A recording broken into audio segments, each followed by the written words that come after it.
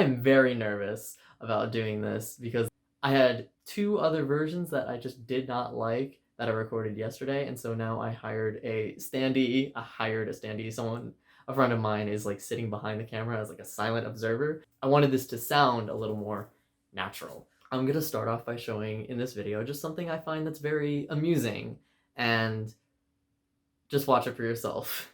I have been absolutely sliving for you guys putting our little emojis from our bio in your bio. By the way, if you don't know what sliving is, it's a Paris Hilton word. Look it up. You know what's so cool about being a cute conservative? It's like a secret club that is very exclusive, but at the same time super inclusive. And the best part is, when someone asks you, what do those emojis mean? You can be like, oh, it's for fans of this pop culture show I really like. That's it, folks. It's that simple to spread the conservative.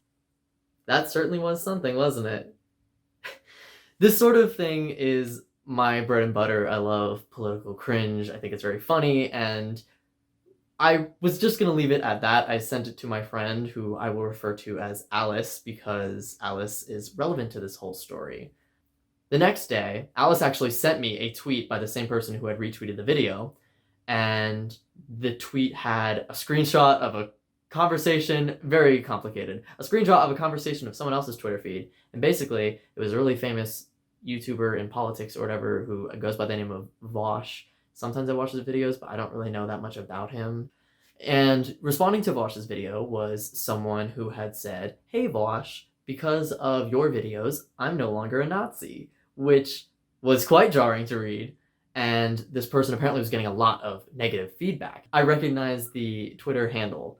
It was a friend of mine from 5 years ago, maybe 4, and we stopped being friends because she was turning into a Nazi. But Lena, that's her name, actually went on a stream. I haven't gotten to watch it yet, so I'm not going to cover too much of her story because she's literally on a stream with him that I'm sure he's going to be publishing very soon, so she can explain her own story. But I'm going to be talking about my experience in this circle because while I never was a Nazi, thank the Lord, I was there pre-Nazi Lena, as was my friend Alice, and I wanted to talk about how this history of mine leads into this very cringy video. So it all started on a little website known as Tumblr. Yes, I went from Tumblr to Twitter, like 2 websites just known for their positive communities. I know nothing but pain and suffering. I started getting onto Tumblr years and years and years ago, even before I really got involved in politics, but I was going through a period of my life right around 15, 16. I was really unsure of my identity. I was already confident in myself as being gay. I knew I was gay, and I was very open about being gay, but I was not comfortable, at least I'd like to think looking back, with my sexuality as much as I probably would have said back then.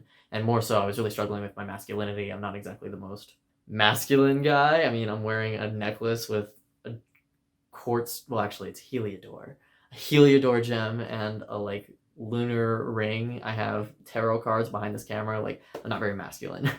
But I was really struggling through this, and you know, as a man, I have men's issues. I came face to face with men's issues, and a bunch of other stuff was really kind of getting my interest because I was a skeptic at that time. I was raised in a really religious upbringing, and a lot of the atheists on YouTube at this time, right around 15, 16, a little closer to 16, I think, were starting to head towards the circle of which I got involved in, which I met Lena, where I met Alice later on, and that would be anti-SJWs.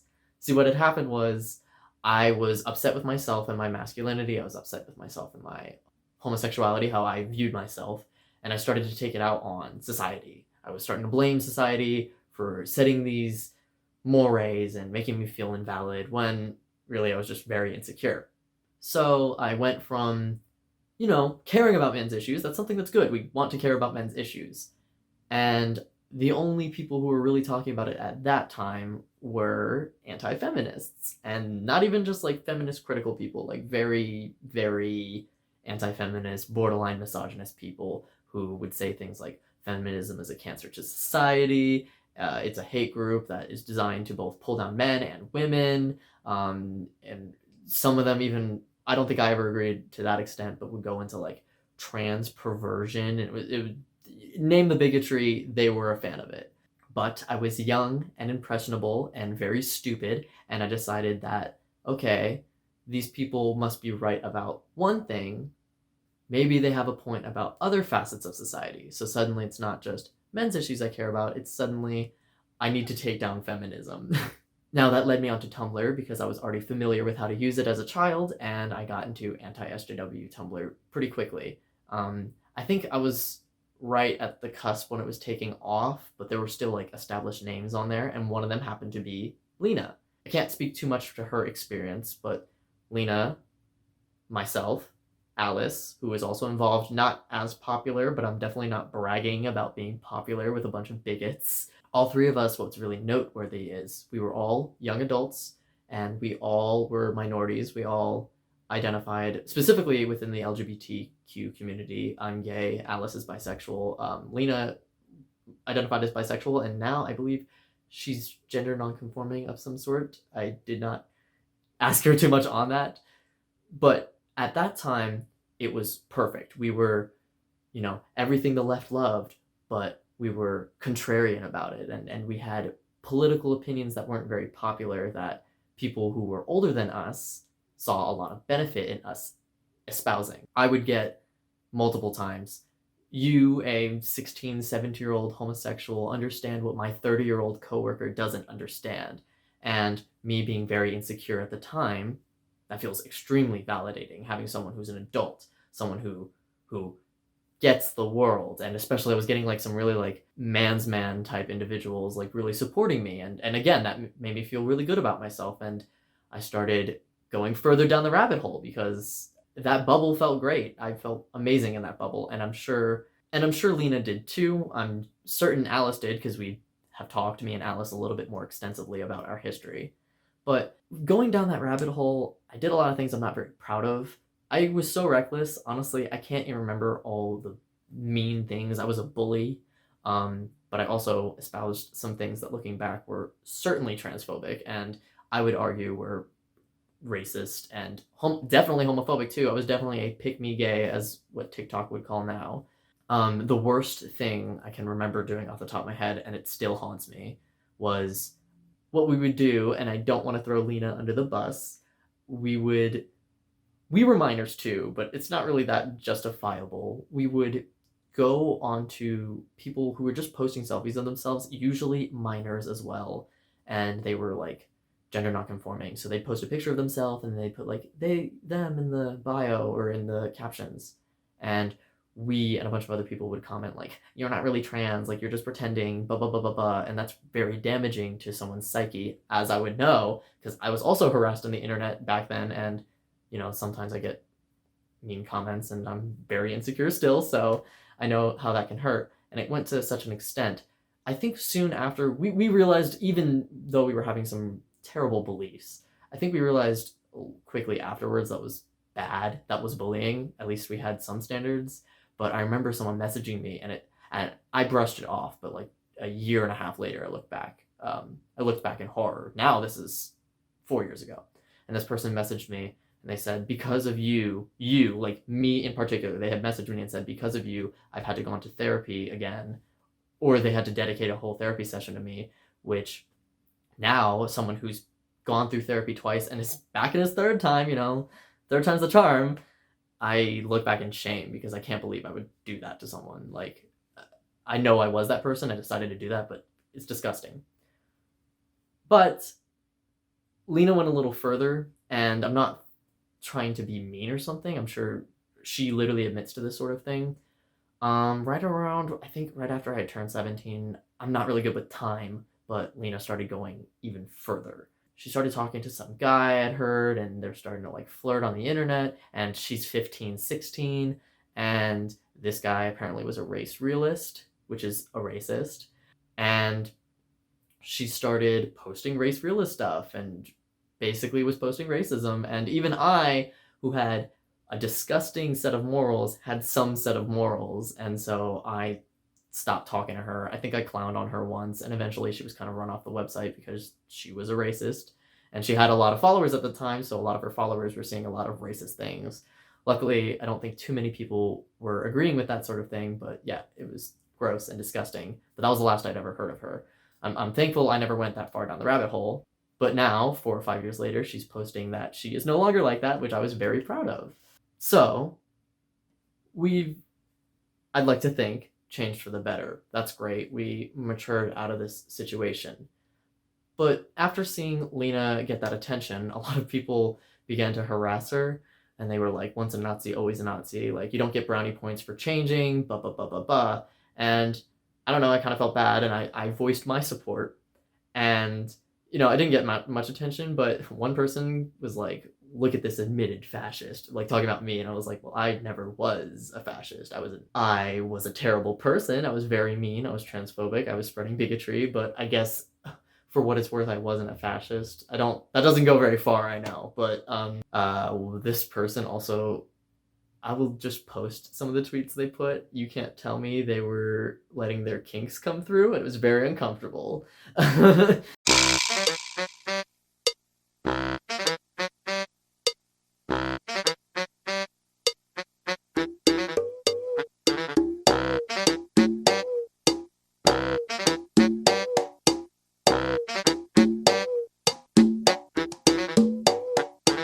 I am so glad I am not that embarrassing on the internet, at the very least. And speaking of embarrassing on the internet, that leads me back to that video at the beginning. Because after I had that interaction with Lena, I reconsidered what that video especially was doing, and I investigated a little bit more. And coming from a background of both psychology education and media studies, that's what I go to school for, it's very concerning what tactics that this content is using and what, of course, they're espousing. And of course, with my experience of going through these very toxic, hateful circles, and with my education, it kind of triggered something in me that made me feel compelled to make this video. So, the page is called Poplitics. It's on Instagram, and they have 60,000 followers, which is a lot of influence. Furthermore, it's very clear that they have a political bias, despite them saying in their little bio, pop culture without the propaganda, which, as a media studies student, which the observer I have is also in that field, we both can tell you anyone who decides to say, hey, my message has no propaganda is lying to you. In fact, they're probably spreading more propaganda and trying to convince you more than ever. Like, it's almost like the Streisand effect. You're overcompensating. So, in that video, there's already a lot of things that are very concerning and reminded me of what made me slip further down the drain years ago. It's just to a very embarrassing extent that Alex, the host, goes to. For example, Alex uses Gen Z slang like tea, and then uses other slang like sliving incorrectly, which is also not really Gen Z slang, it's just Paris Hilton slang, which she has a very strange obsession with, by the way. I wonder if Paris Hilton could sue her for defamation. Paris? In that video, she also has this sort of clandestine way of letting people know you're a cute conservative, which is, need I say why that's problematic, a cute conservative. The way of letting people know is having these emojis in your bio, and then if someone were to ask, she says, she wants people to lie. If someone were to ask, what are those emojis for? She says, it's just for some pop culture show I'm a fan of. That's not telling the whole truth. Hey, it's post-production Peebs here. I wanted to clarify this point just a little bit because I'm not really happy with the language I used. Alex isn't necessarily asking people to lie. Like I said, she's more so asking people not to tell the full truth, and that's very important towards what I would call indoctrinating media such as this. Basically, if people were to share this, more easily influenced people would maybe watch the show, and even them, they'd be able to tell that this has politics in it. Heck, it's in the name of the page. However, what they're capitalizing off of is how willing you are to let your guard down and look past the politics, and then using these tactics I'm going to be talking about in just a moment afterwards, hopefully they'll have you more willing to lend an ear and open up your hearing holes just for a moment and start to believe in what they're spewing. It's predatory, and I just wanted to make clear what I was talking about. Okay, On with the video. She uses a lot of language like us, and she talks about how you, the audience, and her are kind of in the same group. And while I don't think it's a decision she realizes she's making, she's inadvertently trying to include herself into Gen Z, or vice versa, have Gen Z included in her party. She's 28. Need I say more on that? But they do other things that, again, also aren't shown in this particular video that I wanted to discuss. It's really weird things that even I'm not sure a lot of Gen Z would fall for because it's just so poorly executed, but with 60,000 followers, I guess I can't have too much faith in people. It's framed as a pop culture show, like I said. So she'll go from one topic to another topic with these little clips of shows that me, as a Gen Z person, would recognize, or clips of movies that I would recognize. And it's very loose, the connections you make, but the transitions are so wild sometimes because you can go from a 30-second spot on her talking about The Bachelor and how crazy it was, and then it's Candace Flynn from Phineas and Ferb going, "That's so crazy," and suddenly she's telling you about how black people don't deserve rights. Maybe not to that extreme, of course, but it's sandwiched between with these little bits of things that, I recognize, and it's a subconscious seed that they're planting in your head, trying to relate to the audience. Oh, she must understand me because she understands the references that I grew up with. And you can find this pop culture news anywhere. The reason why you're supposed to follow it is for the actual political discussions she has, the propaganda that, despite her claims, she's perpetuating. A lot of this stuff is so easily dismissible, it's kind of ridiculous. I'd be concerned that even 16-year-old bigoted me would watch this and not see right through it. For example, she disgustingly tries to say she's for the gays at the beginning of this one video. She's like, "I got my rainbow on, I'm for the gays." I'm like, pause. But in the video, she discusses how Gen Z, her target audience, she discusses a specific statistic that is recently published about Gen Z, the audience that she is talking to. Apparently 1 in 5 or 1 in 6 of Gen Z identifies as LGBTQ. And particularly what got me most upset was she tried to claim that what is the way for teen girls to get the most popularity in high school? Say that they're transgender. Hey, 3 years ago, I was in high school. I can promise you that is not the case. No one cared for the people who identified as transgender. They were often ignored. And while I understand it's anecdotal, I'm pretty sure 100% of the people who weren't loners in high school, though I was a loner in high school, would understand that it was just obviously not true. But furthermore, she makes a really biphobic argument, and she facetiously acts like she's just playing devil's advocate when she says bisexuality is often a trend. She says, yes, there are legitimate bisexual people, but notice how most bisexual people go into heterosexual relationships. Maybe it's just people using it for a label for the trend, when 2 seconds of consideration would make you realize the reason why most bisexual people wind up in opposite sex relationships is because statistically, both heterosexual, bisexual, pansexual, there are more people who are into heterosexual relationships than there are people who are into homosexual relationships. It's just basic understanding of what it is to be a minority. Hey, Post-Production Peebs is back. Now, I wouldn't come back again if I didn't have something that actually had relevancy to this. And I can't believe I forgot to mention this, but it's kind of a wound that has since healed over. 6 years ago, I was a sophomore in high school, and I had a decently close friend of mine take their own life. This person identified as non-binary, and maybe I'm taking this a little personally, I think it's fair to in this case, for Alex to even inadvertently insinuate that my friend's struggles with their identity combined with their depression that led them to take their own life was really just a subconscious way of a teen girl, as they were assigned female at birth, as their way of subconsciously trying to gain some popularity. It's extremely tone deaf and very insensitive and, dare I say, unforgivable. On a lighter note, I had no other place to put these in the video. Here's just some screen grabs of the weird things that they post, such as sucking up to billionaires, or hijacking Halsey's pregnancy photo shoot to go on a 3-paragraph rant about abortion. or whatever this is. Okay, we're good. Lighten the mood. I'm gonna let the video play on. And there's a little bit of a more nefarious thing going on here, because she's not only just a random blogger with 60,000 followers. I was a random blogger with 3,000 followers, and I was making content that was just blog posts, still damaging, but using a lot of the same tactics, and if not, I was being preyed upon with the same tactics.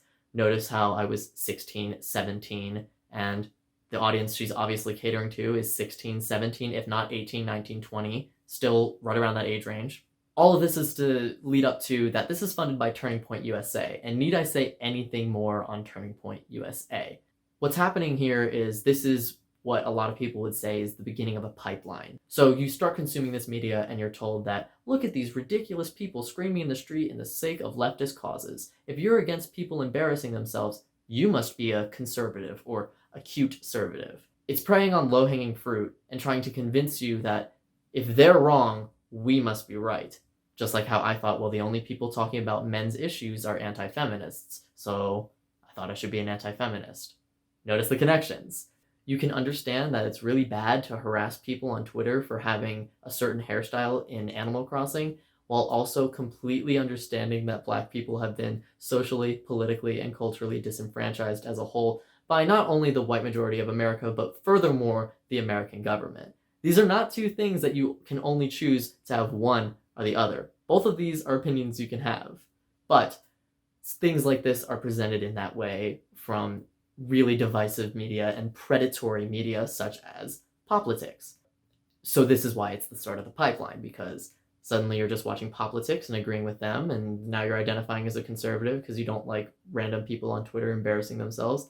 So it goes from poplitics to Ben Shapiro. And I don't need to say anything else on Ben Shapiro, do I? It's really dangerous to have this pipeline even set in the first place, because I know from experience what happens. If you're not taking out all this frustration on other people with bigotry, you're taking it out on yourself. Like I said, I was really insecure with myself, and I still deal with insecurity, but this was to a far more extreme extent. And I was pretending to be someone I wasn't for years, and I was pretending like I was happy with myself when I wasn't.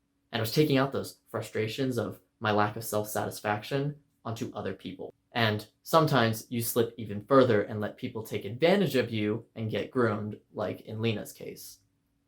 So while the major point of this video is talking about how I'm concerned that similar tactics that I was falling for as a 16, 17-year-old by bigots are being recycled and used with people with far more power, money, and resources. I'm sure Turning Point has a whole team of nerds researching how best to capitalize on Gen Z next. I also made this video because I'm sure there are other people like me.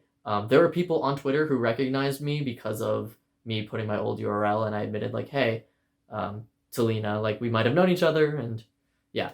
I know there are people who have gone through this and have grown and changed. And whether that was if you were 16 and a total jerk, and at 18 you finally realized you changed, or you were 21 and now you're 25 realizing I was such a jerk, like, I just want to uplift those people because I understand how hard it is to get out of those toxic environments and realize you made a terrible decision for 2 or 3 years. It's hard, I know. And I'm very uncomfortable talking about this sort of thing because it's embarrassing to admit, but I felt really compelled to make this video because of my background and my education. I don't really know if I ever want to do politics much anymore. I'm very progressive, but I don't think I'm very well equipped to make arguments on politics. I kind of just want to stick to infrequently uploading about music and gay things. So, to close the video off, if you are one of those people, again, I support you and your change. Good for you. And for the people who are lucky enough to never have gone through this phase, I'm just here to say, like, hey, I wish I was as secure in myself through my childhood to not have gone through such a terrible choice. Like, keep an open mind, keep an understanding mind. Thank you for watching. This probably will be the only time I ever discuss anything like in this field, but Thank you.